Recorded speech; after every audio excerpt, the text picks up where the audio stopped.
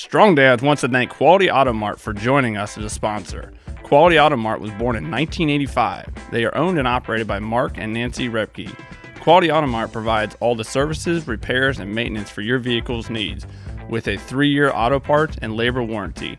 They offer complimentary vehicle safety inspection and estimates. Also, they offer a shuttle service and the 4th oil change is always on them. They are located at 7307 on State Road 46 in Batesville, Indiana. Make sure you give them a call at 812-934-2301.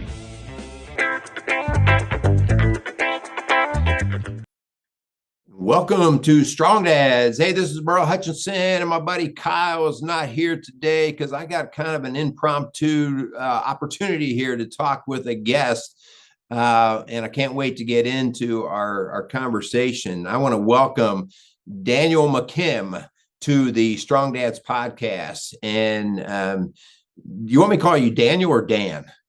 You can call me either, Hutch, just not Danny. That's all I am. Danny boy. Yeah. You're way too big for me to be messing with that. I'm not gonna do that. Yeah. And so I actually kind of got in touch with Dan because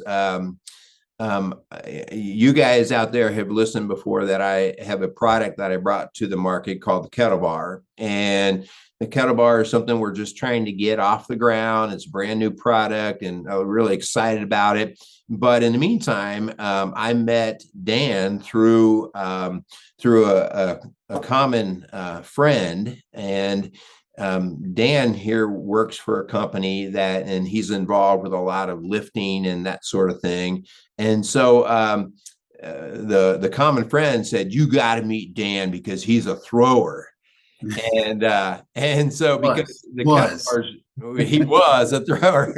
And so the kettle bar has a lot of features about throwing and rotational movement, a ton of rotational strengthening type of things, which is a lot of throwing. And so anyway, I reached out to you.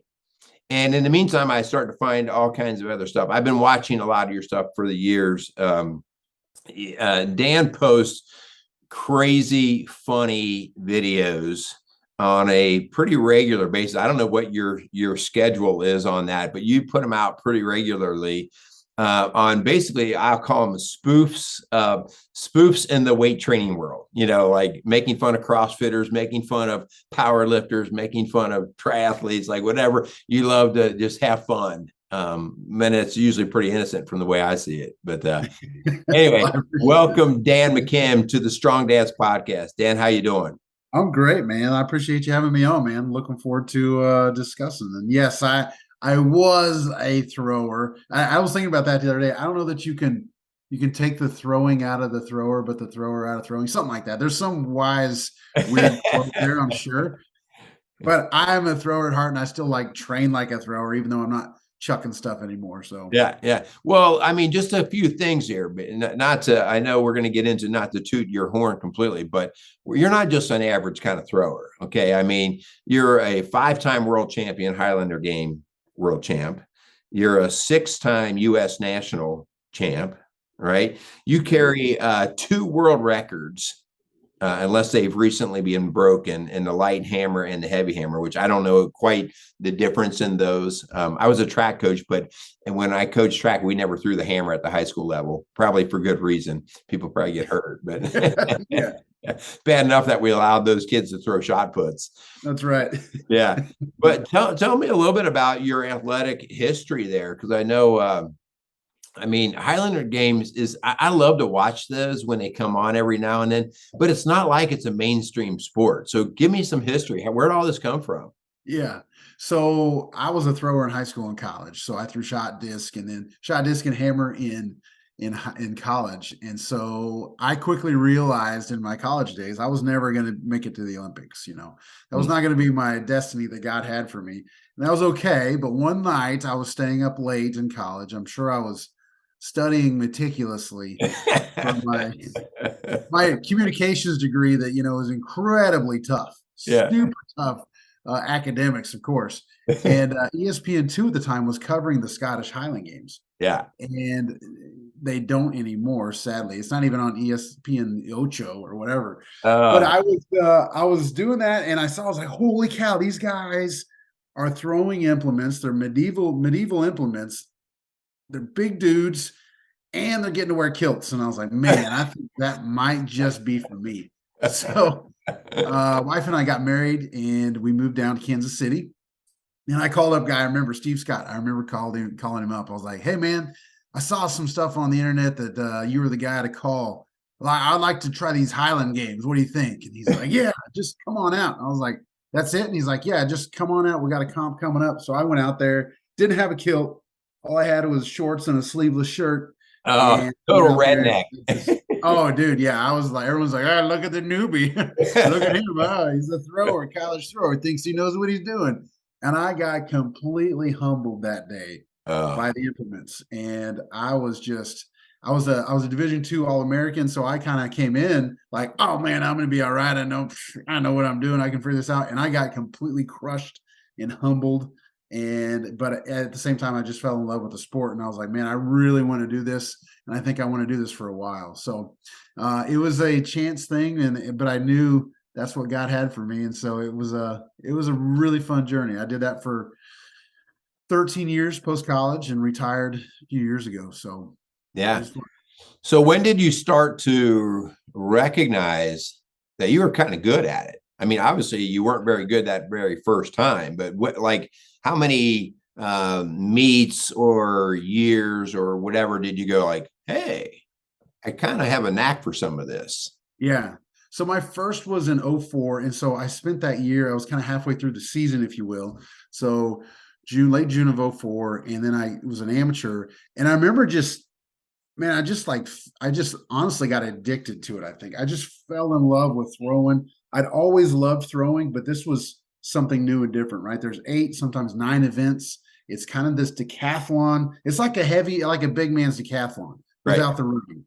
So it's kind of nice, right? It's none of this triathlon stuff you talk about. You do, but you have all these different events, and so at the end of the day, at the end of 2 days, it's your champ, right? So you've got to throw. You get points based on how far, how well you throw in each event.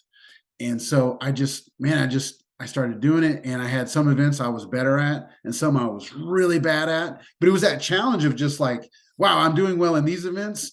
And I bring these up, and wow, my points and my numbers are going up, and my placing's better every week. But I think it wasn't until I started in 2004.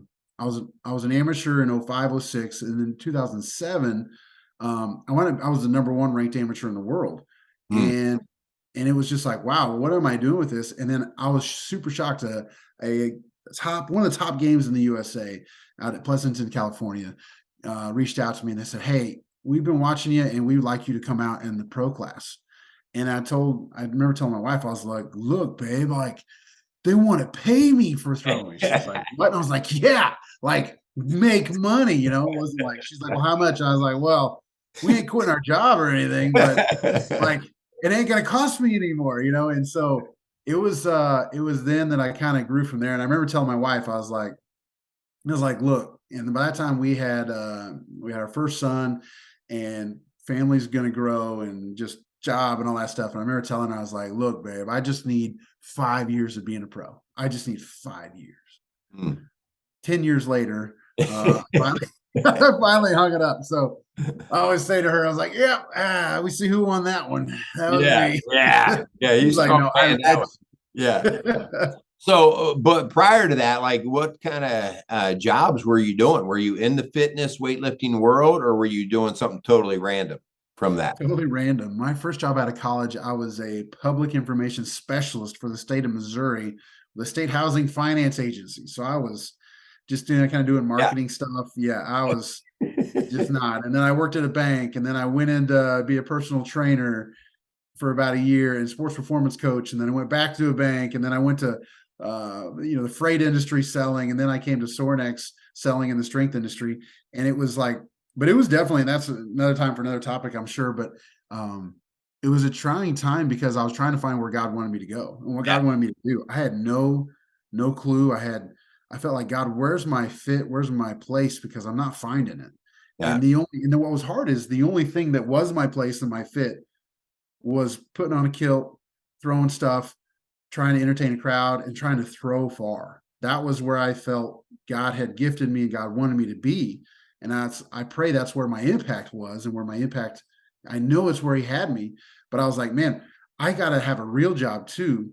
But in the meantime, and there's times my wife and I talk about it, I was like, that I felt like for a couple of years there, not to get serious on the Hutch, but that's where the only place where I felt like God was giving me success. Yeah. It's not that I got fired from my jobs. It's not that I wasn't good at my jobs. I worked hard. I just wasn't finding that passion and that fit. And, but in the meantime, God gave me the Highland Games. And like I said, I was pro. I didn't make enough to quit my job. I didn't have all those things, but enabled my wife to stay home. And that was important for us, that my wife stays home with our kids. And so by me doing that, that was my second job.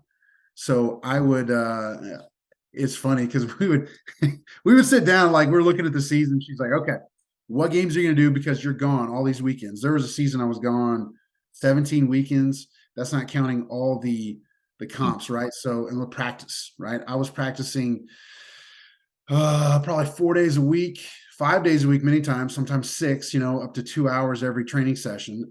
In the mornings, I would wake up and go to the gym before. So I'd wake up at 4:15, 4:30, go train, then drive an hour into the commute, in the bumper to bumper traffic, hit my desk job from 8 to 4:30 or 5, drive an hour to home, eat dinner with the fam. And then a lot of times we take the kids out to the park, and dad's out throwing multiple days a week, sometimes 2 hours of those sessions, and doing that for months on end. And so the big thing was people like, oh, you giving up your competitions and all that stuff for the family. I said, yes, it's the competitions, but largely it was the dedication I had to have.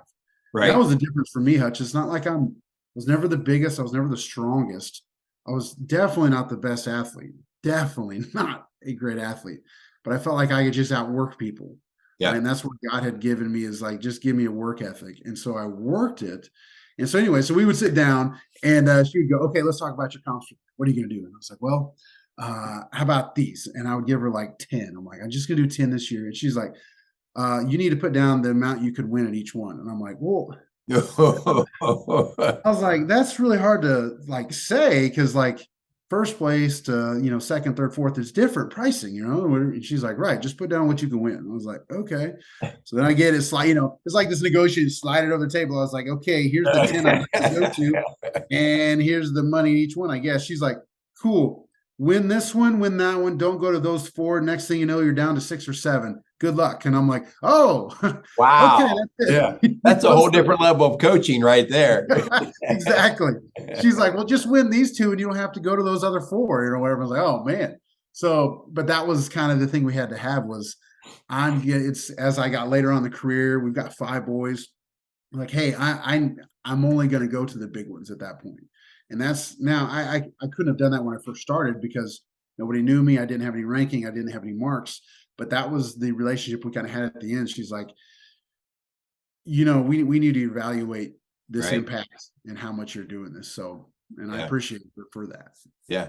Well, it speaks to what it takes in the marriage part of things to be able to get that to work. Part of the deal, we do marriage and family coaching for a living. That's how my passion is lifting and fitness and kettlebell stuff. I have been blessed to be able to work and coach people. And so coaching marriage is a big part of what we do, and so it's funny, like you said, the idea of, man, like sometimes just training and working out is like what I think God made me to do. But sometimes that doesn't make much money, but coaching does, right? And so now I've shifted to some of my coaching, but teaching couples how to work within their emotional needs. I hear you talking and hear Natalie's like, hey, listen, Bubba, listen, big boy, I don't care how big you are. I don't know how big Natalie is, and you don't want to share her weight on here, but I guarantee you she's not as big as you. But she's much smaller than me. But she's saying to you, like, I've got some needs that need to be met. Yeah. And you need to hear them. Yep. And I don't know, we're going to get into this a little bit, but something in you said, I am going to listen to those. I'm going to listen to your needs. All right. Because as a man, this is where we really start to get weird. We think that everyone should chase their dream. Right. That sounds really good. It looks great in a poem somewhere, right? Or in a song, Exactly. chasing your dream. Yeah. But as a man, you have way more than chasing your dream. Mm-hmm. You want to, you have to protect the dreams of everyone else. And so it's really cool where you looked at your wife and you're like, huh, okay, you're weighing in on this. So let me see what we can do here. So I appreciate that. Why do you think you were able to do it? Why didn't you just say, pardon the language here, but screw you, honey. Like, I'm going to go lift, and this is what you're going to have to figure it out. Why didn't you take that route? Because I see that route chosen way more than we'd like to probably, see. Yeah. And honestly, man, I think what it was is that I know my identity is found in Christ. And so my big thing, honestly, man, and what I see with a lot of strength athletes today, and you can look at it, a lot of whether you're a strongman, whether you're a power lifter, a bodybuilder, look at some of the wrestlers. You're not always going to be the big, strong guy. You're Yep. not always going to walk in the room and be the big, strong dude. That's just so if that's where your identity is, you're going to struggle with that. So you look at the depression among big dudes, Yep. it's high. You look at the suicide rate of some of these guys. Yep. And now, granted, I also believe there's a lot of steroid use within that causes a lot of their issues. And again, lifetime clean athlete. I'm not. People always like, "Are you clean?" I was like, "Look, Disclaimer. if I was doing steroids, I better get my money back because Yeah. I really, So so that's my thing. Is then I think what it was is my identity has always been found in Christ. Is like I know this isn't forever, and I know this isn't it, and I found to a point too where like, cool, as I finally had my job and I found my place that God wanted me to be, financially we were doing better. I didn't need the extra income of throwing to help the family anymore. And that helped to relieve that. And that's why I could, we were sitting down going, well, let's be selective of where we go and how many weekends you're gone because of this. Let's go to Worlds, let's go to nationals, and then let's go to the big paying ones here in the States, and let's not. So I didn't do a lot of guys in my in my field, they go to Scotland for like a month because you got games weeks, you got all that. You can hit like 4-5 games in a week instead of over here in the States 1, right? And it's all within driving distance. You just bang, bang, bang, and they're just making money. And it's a great cultural thing. It's a history thing, a tradition thing, and this is my sport. But I never did that. And people are like, why don't you ever go to Scotland? Why don't you do this? And I was like, well, because I got a wife and kids. Now I got 5 kids. Like, yeah, I can't afford to just take time off and do that. That's not fair to them. And so I think what it was is just my identity. If I was all about throwing, that's all I ever was, and that's all I ever wanted to be, then I would struggle with that. Man, I had a dude, I heard a dude say he was a power lifter, and he said 1,000-pound squat, geared 1,000-pound squat. And he said he would give up one of his kids to squat 1,000 pounds again. Wow. Because I can have another kid, I'll never get another 1,000-pound squat. Wow. And that just like broke my heart and made me want to punch him. Yeah. And I was just like, oh my goodness, why is that? And I think that's what's hard is that I've come to, not hard, but that's kind of where I was, Hutch, is it came to a point where I was in my career. I'm like, look, I'm missing out on some stuff with my kids. My boys are getting older. My wife needs me. I need to call it quits. And so I retired earlier than some other guys did, right? And other guys have, because that's the thing is God blessed me, especially later in my career, with great health and I didn't retire because of injuries. It wasn't some back injury, knee was shot, hip or whatever. I just felt like this is it and God wants me to go. So the blessing of that is 2017, I won my last world championship and retired. That was in August, and I retired at USA Nationals that year in September. It just hung it up and went out. It was the storybook ending, that I'm just very thankful God gave that to me. He didn't have to, right? He didn't have to do that, but I knew it was the right time, no matter if I still had, more in the tank, more left in the tank. It's what my family needed. You see guys all the time. The Tom Brady story is not a rare story where you see guys who have won multiples and they go to retire and they're out for 3 months and they get anxiety because like, well, crud, well, like, what am I going to have?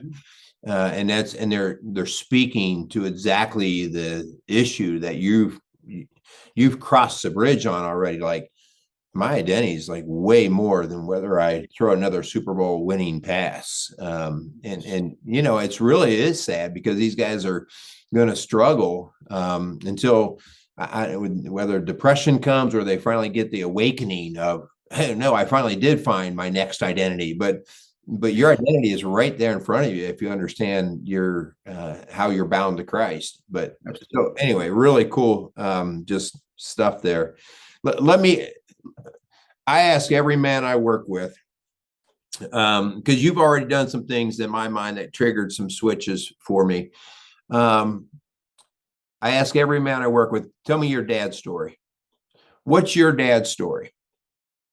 What do you mean by my dad's story? Like my dad? Your dad. Yeah. My dad. Tell me, you want me to tell me about your dad and your relationship and what that was like? Okay. Relationship with my dad's great. My brothers and I we have coffee with him every Friday now, 7 a.m. Before we start our work week, or before we end our work week, if you will. I'm blessed in the sense that my younger brother lives about 40 minutes away, and my older brother lives here in town with me. We lived in Kansas City for a number of years, and we moved back to my hometown of Maryville, small town, 10,000 people, college town, and just it's great, right? My dad is a pastor, and so I grew up with my dad. My dad taking me on a lot of stuff, a lot of serving stuff. And so there are times where it's hard as a kid. You're like frustrating, like, Dad, I really don't want to go to the hospital again to go see somebody. The nursing home. What's that? They're all sick. Yeah, exactly. They're all sick. Or the nursing home, and it's like, oh man. But as I've gotten older, I really appreciate that. And I've asked my dad, and my dad has taken some of my boys and my brother's boys on some of his ministry, just stuff, because it helped me learn how to deal honestly with death, with sickness. It helped me to deal with just people in hard times and frustrating times and depressing times and all that. There were times when I was in high school, my dad, because as a pastor, you always need to have someone there, right? You always have a witness, right? When you're working with people or whatever. And he said, I'll never forget, it was like, I think it was after Wednesday night, I come out of youth group. My dad's like, hey, son, I'm a high school kid thinking I was pretty big. And he's like, hey, we need to go. You got to go with me. We're going to go see somebody on our way home. Her husband has beat her. And so we need to go visit that. And we need to go and in my mind, I'm like, Dad, it's on. Let's go get this guy. He's like, now, son, chill out. Okay, this is not, I just need you to be there. You're going to help diffuse the situation. Just calm down. I was like, Dad, I have been dreaming of this day, and I'm only like 17, but let's go. Take this guy out. So I remember going and sitting there, I'm just like on edge, just like waiting. I'm like, he might come back, but that's not why I was there. I wasn't there to like beat somebody up. Yeah, exactly. It was just to learn. And so my relationship with my dad is great. I love my dad. My dad is an amazing man that has done and sacrificed so much for so many people in his community, from this pastor to being the state patrol chaplain and getting called out in the middle of the night to go help diffuse situations at jail, to roadside things, to being the hospice chaplain for like 25 years.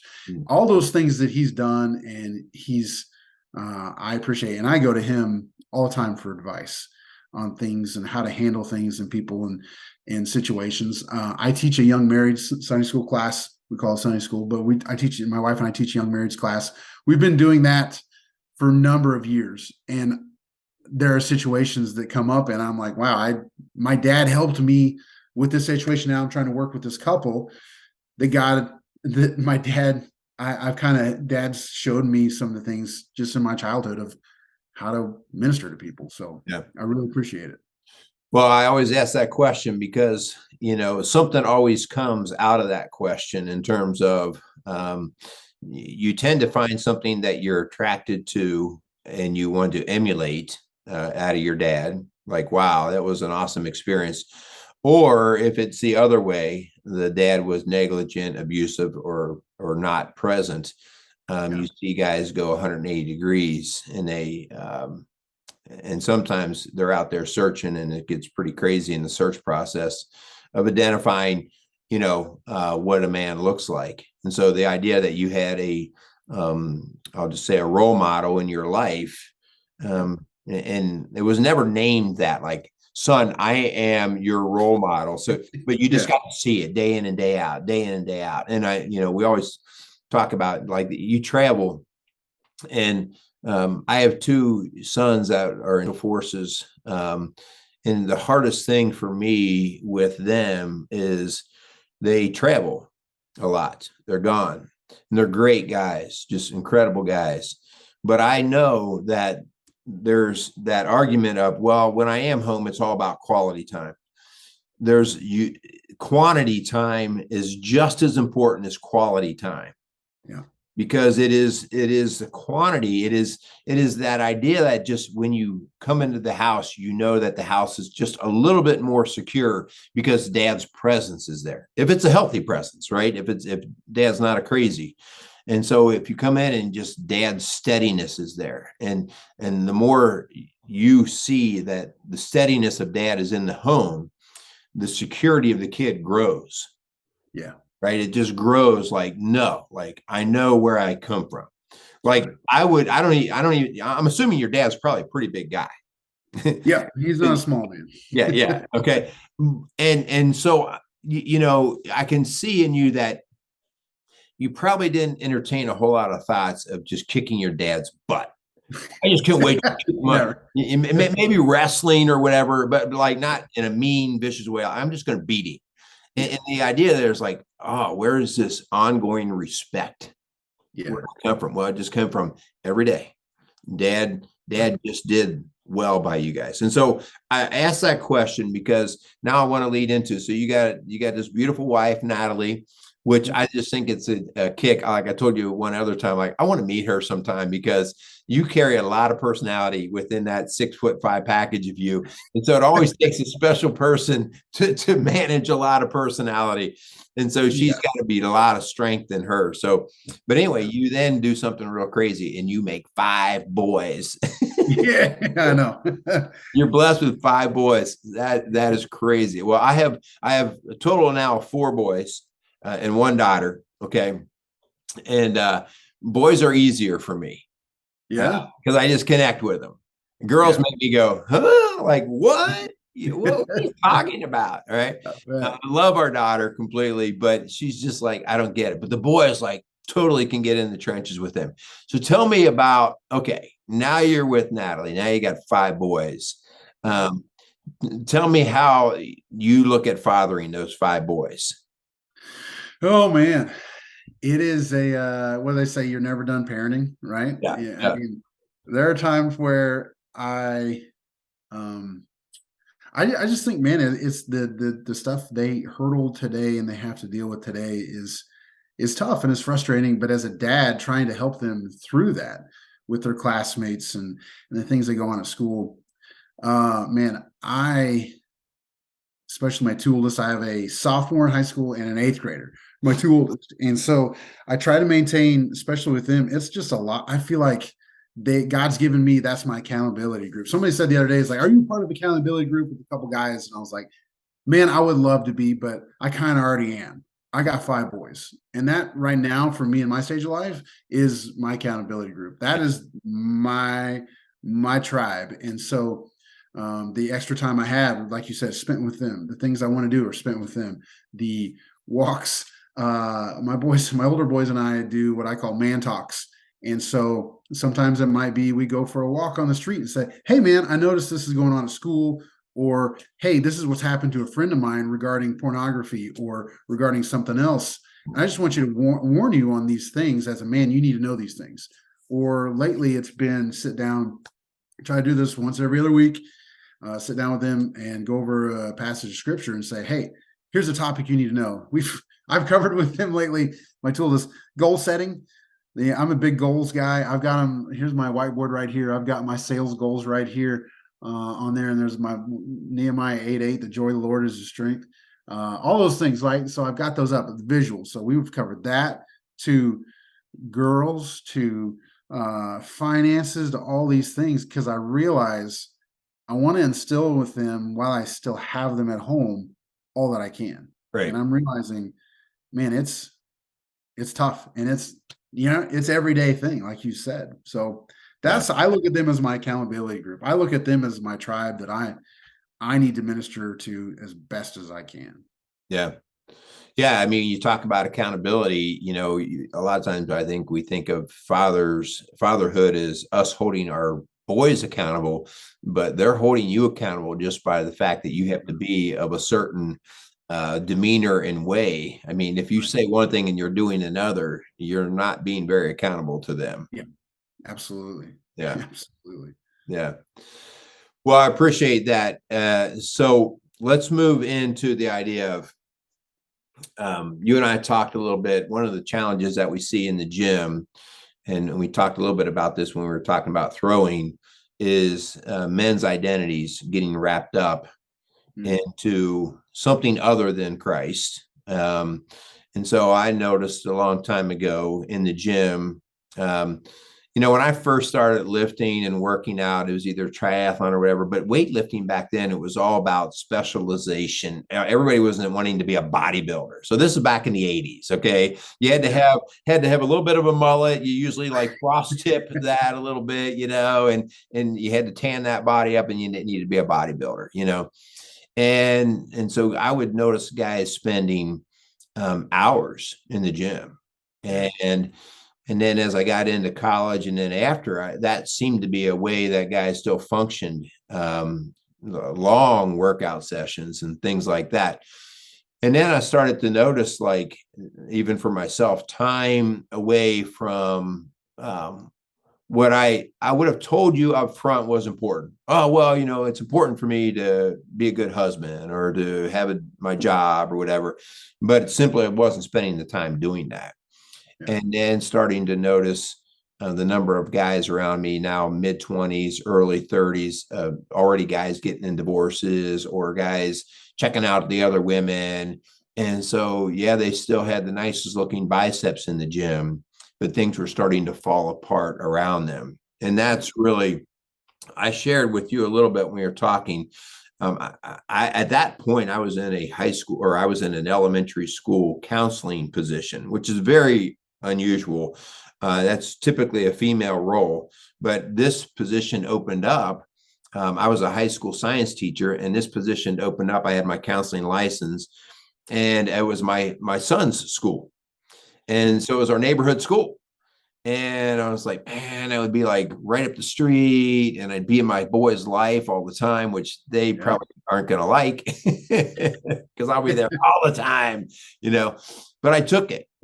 And as I took it, a couple years into it, I started getting like this angry passion and angry at men. Because as the counselor, I was counselor / assistant principal, really, in that role. Dealt with a lot of discipline issues and stuff. But I was having a lot of boys, and boys, I mean, if it's in their head, it's going to come out of their body. Right? They're not very good at controlling it, and they're acting out. And I just started connecting the dots to men who were just behaving not very well to their family. So that was the seed of Strong Dads and of Rock Solid Families, the ministry that we have here. That was the seed of it. And so now I want to ask you, like, you have Believe Thrower is a site that you have. So what are you doing now for men and in your life? Like, so where's God in all of that? Yeah.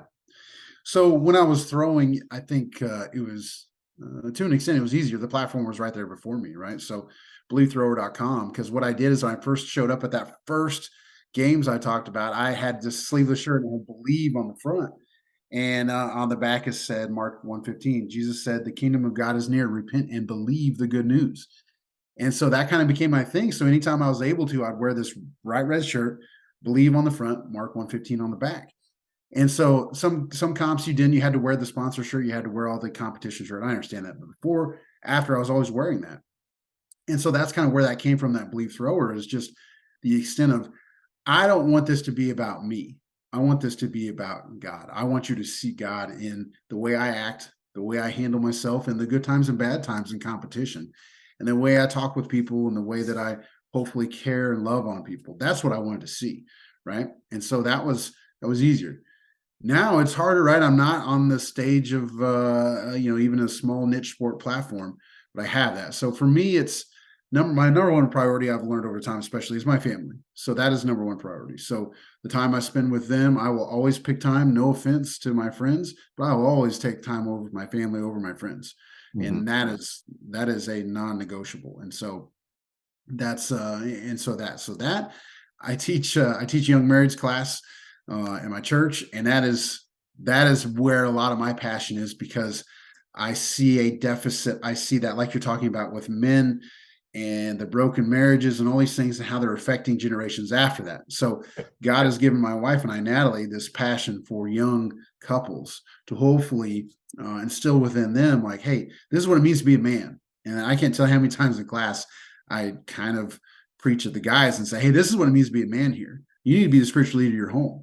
You need to raise and you need to set the standard. You need to be the guy that God has made you to be and lead your family, because leadership is devoid of many of our marriages. So I do that. And then on Wednesday nights, I teach the men's Bible study at church called Man Up. And that is a passion of mine as well. I would say God's probably gifted me more, not gifted me. I would say I'm more passionate about that young marriage right now, but largely it's because of the men in that class.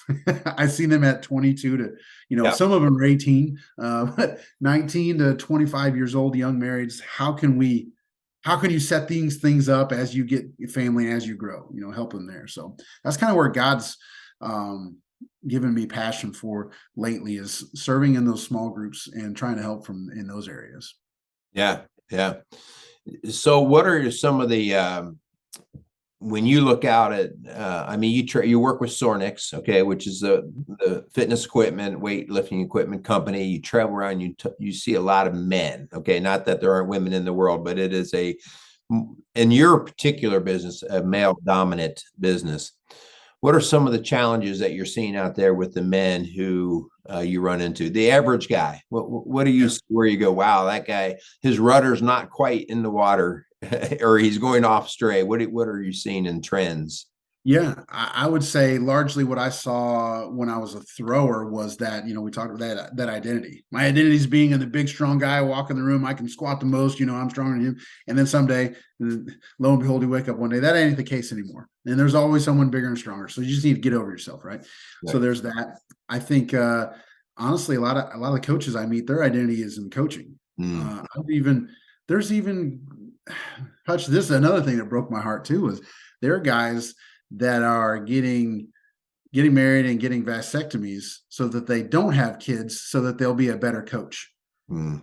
They don't have to worry about the things that's the family or anything like that holds them back from being a great coach. And I thought, holy cow, the greatest coaching position you can ever have is that of your kids, Yeah. right? Is that of your family. Yeah. And so that breaks my heart too. And so I think largely what I see is everyone's trying to find this identity in anything besides Jesus Christ. And the only one that's going to give you fulfillment is that relationship with Jesus Christ. Not coaching, not being strong, not throwing things far, not running, not athletics. I don't care. Throwing a football. You're not going to find that identity in anything besides Christ. And here we are still, guys, just trying to find that thing. And it's just breaking families and breaking men's relationships. Yeah.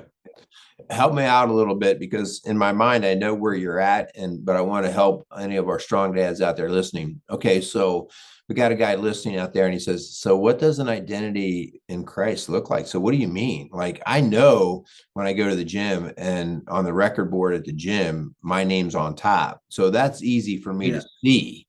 All right. What does it look like when my identity is in Christ? Can you help with that? Yeah, no, that's a good question, man. I think for me, it means, so like, I'll use me as an example, a thrower. So many people are like, oh, that's the thrower, Dan McKim, the thrower. Like, throwing is what I did. It's not who I was or who I am. Lifting big weights is something you do. It's not who you are. I like to fish. I like to hunt with my boys. We do those things. I'm not good at either one of them. It's just something I do.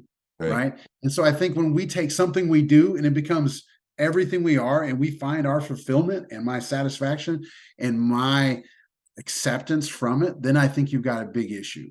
Right. And so, and I'll be honest with you, Hutch.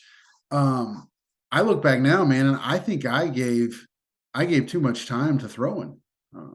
That was a big part of why I retired. Is like I don't have any.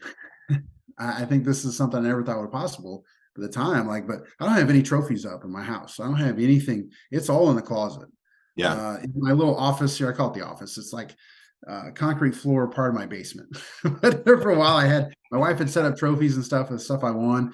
And I came and I was like, one day I was like, you know what, just put them away. Can you just pack them up for me and just put them? And she's like, sure, why? And I was like, I don't know. I just don't want to see them. And there are times I look back now on this side of it, I think, wow, were there times in my life where my identity was too much in that and not enough in Christ and not enough in those other things? And so I think when we take something that we do and it becomes everything we are, and it becomes everything we think about, and everything we find our satisfaction and our fulfillment and our appreciation and our joy from that thing, that's where we run into issues.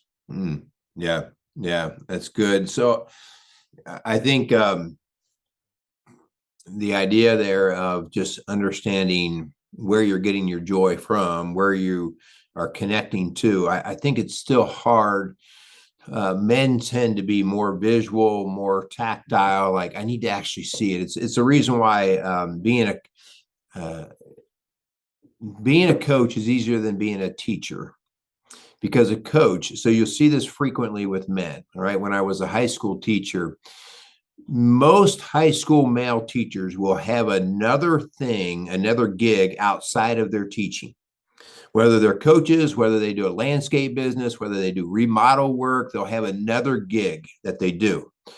And the reason that I have kind of surmised out of this is because men have to be able to see accomplishment. They have to be able to measure. Like today I built this wall. Today I planted 20 trees. Today I won, or my athletes won a track meet, and when you just teach, now women can teach in that. I mean, one of the things that blew me away is when I went and I worked at the elementary school is how dedicated the female teachers were to teaching. Like they would put hours and hours into teaching, and on their lunch break, they'd talk about teaching. I'd be like, can we just talk about the baseball game? Like, do you always get to talk about teaching? They're so dedicated to that teaching, but men can't do it because there's not a physical, tangible reward right there. It's that immediate gratification. And so the idea here is, okay, so men are looking, they need something more physical, more tangible to grab hold of, to go, yeah, that's how I can connect. All right. And so one of the things that I've had to practice even for myself, like what? Because I was the guilty one. I counseled at an elementary school, but then I was always doing stuff in the gym, or in the summers, I made money by doing remodel work, because then I still love doing that. Like I can build a wall and go, look what I did today. Me. Okay. Yeah. And it was really in Galatians 5, when I started thinking about like, well, what does it look like when somebody says, I'm going to be of God's identity? I'm going to, we're made in his image. What does that really look like? I need something more tangible. And in Galatians 5, it talks about in verse 22 through, I think it's 25 there. I just pulled it up, the fruits of the Spirit. Mm-hmm. And the fruit was, okay, like fruit is something that's produced. And so part of the challenge here is to get men to see, like, what is your produce? Yeah. They have to see a produce. They have to see it. And so like, okay, this is a place that I can start. Yeah. With men, like the fruits of the Spirit, and the idea there of really saying, okay, do I have joy in my life? That's right. Do I have peace? Like I as a man, I want to say, okay, on a scale of 1 to 10, my peace level is at a 7 today, and I need to get it to a 8. But I can at least start to assess where some of these things are. Yeah. Right. Because here's the other side. In the earlier part of Galatians, it talks about the fruits of the flesh. Yeah. And this is really where we can, because the fruits of the flesh are also measurable, right? These are I can measure them by how much weight I can lift, or how much money I can accumulate, or how many, and they are not evil in and of themselves. But if that's what I attach to, Yes. right? Like if what you attach to is up on your whiteboard, your sales numbers at this month, you got this. And if that's your attachment, that is of the flesh. Yep. That's of the flesh. And man, that is so hard, because the flesh is the only thing, like, I'm tangible and physical. Yeah.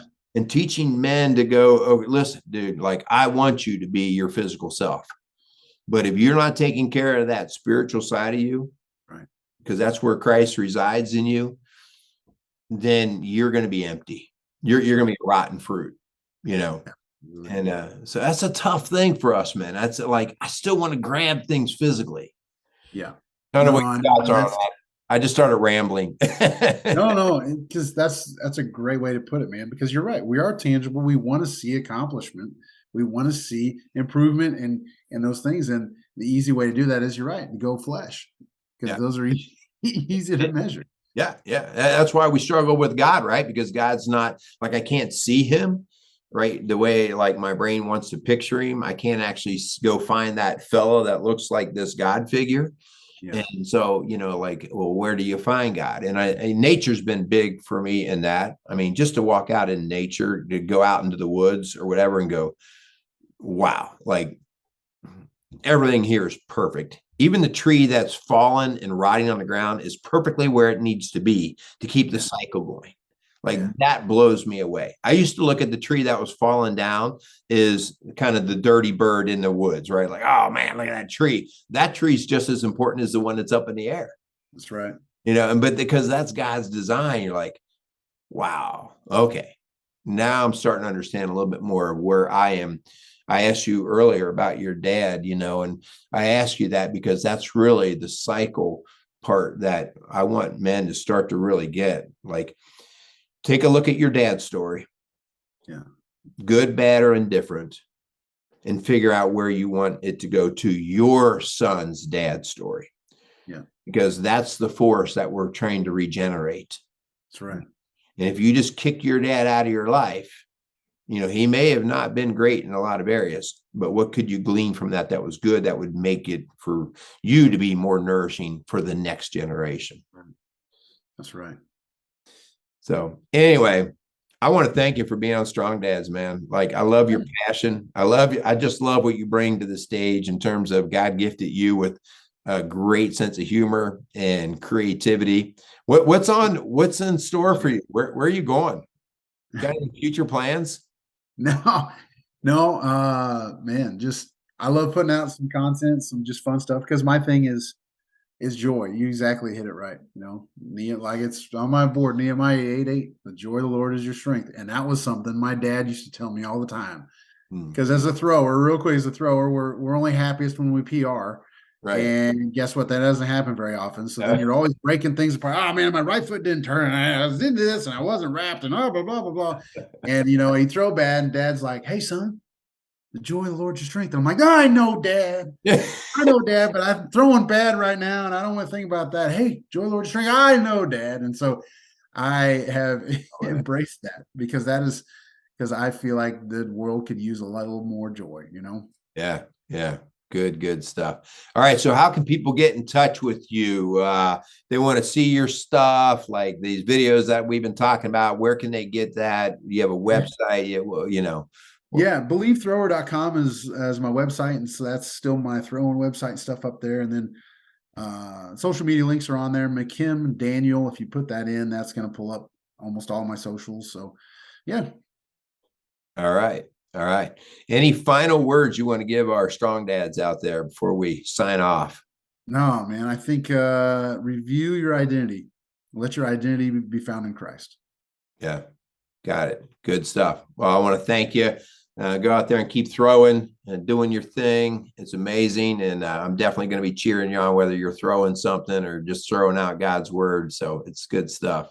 Appreciate it. Thanks for having me on, Hutch. All right. Thanks. I'll see you. Yep. Casey's is a premier garden center and gift shop located in Lawrenceburg, Indiana. Casey's offers a wide selection of plants, landscaping materials, home and garden decor, and gifts for every occasion.